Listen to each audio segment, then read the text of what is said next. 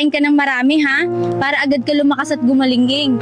Hoy, Elma, nasaan na ng bayad nyo sa upa sa bahay? Naku Mark, hindi pa kasi sapat ang pera namin. Baka pwedeng mabigyan mo pa kami ng ilang araw para makapagbayad ng renta. O sige, bibigyan ko kayo hanggang mamaya para makapagbayad. Kasi kung hindi, alam mo na. Bakit mo naman tinapon ang mga gamit namin? Pwede mo naman akong kausapin ng maayos. Hoy, Elma, alam ko naman na wala naman kayong pera eh. Kaya mabuti pa, lumayas na lang kayo dito mga duka. Pasensya ka na pa kung dito na muna tayo matutulog sa ilalim ng puno, ha? Wala kasing puso yun si Mark, hindi man lang naawa sa atin. Tita, baka po makikiusap po sana ako na kung pwedeng dito na muna kami tumuloy sa inyo, pansamantala pinalayas na po kasi kami sa inuupahan namin. Oo naman, pero ang kapatid ko lang ang patutuluyin ko at ikaw na anak sa labas, hindi ka welcome dito. Ano gusto mo ba or hindi? Kasi kung hindi, pues makakaalis na kayo. Papasensya ka na kung iiwan na muna kita dito, ha? Sana mapatawad mo ako, ha? Mahal na mahal kita. Pangako pa, pagdating ng tamang panahon, babalikan kita dito at magkakasama tayong muli.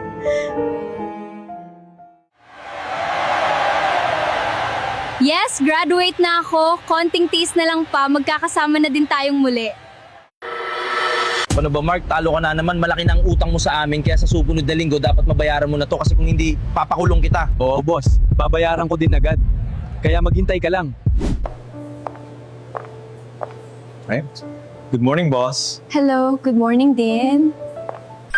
Punyetang sugal to! Pati mga ari-arian ko, kailangan ko na ding ibenta para makapagbayad.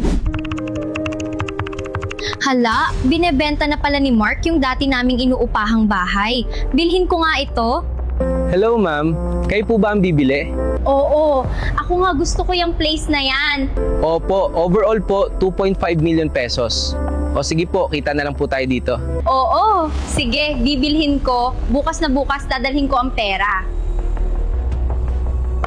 Hindi alam ng mayabang bang Mark na yan, na ako ang bibili ng ari-arian niya. Wow Elma, ikaw na ba yan? Wow, yayamanin ka na ngayon ha? Oo, ako nga. O, heto ang pera, 2.5, di ba? Ayan, kompleto yan. Siguro ang yaman mo na ngayon, no? Mukhang bigating ka na ha? Sige na, pwede ka nang umalis dahil akin na ang property ito. Papa, nandito na ako, magkakasama na tayong muli.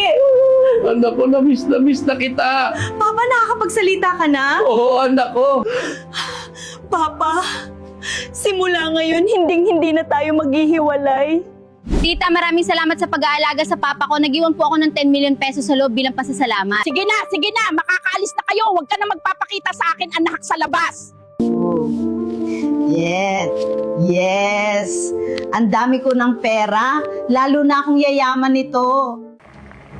Ang dami ko ng pera, mamasyal na muna ako. Pupuntahan ko lahat ng gusto kong puntahan. Ano? Nasusunog ang bahay ko, sandali lang pauwi na ako.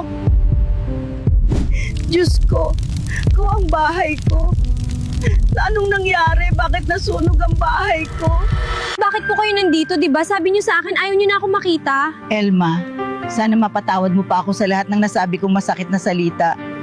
Sobrang labis ko ng pinagsisisihan na nasabi ko lahat sa'yo yun. Sana mapapatawad mo pa ako.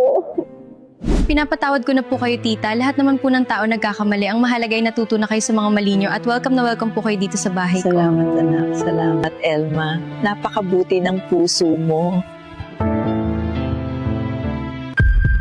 Ano, Mark? Akala mo ba maluloko mo ako sa peking titulo na binigay mo sa akin? Yan ang hirap sa'yo eh. Akala mo lahat mahina. Elma, pasensya ka na sa lahat ng nagawa ko sa'yo. Sana dumating ang araw na mapatawad mo ako. Pinagsisisihan ko na lahat ng nagawa kong kasalanan sa'yo.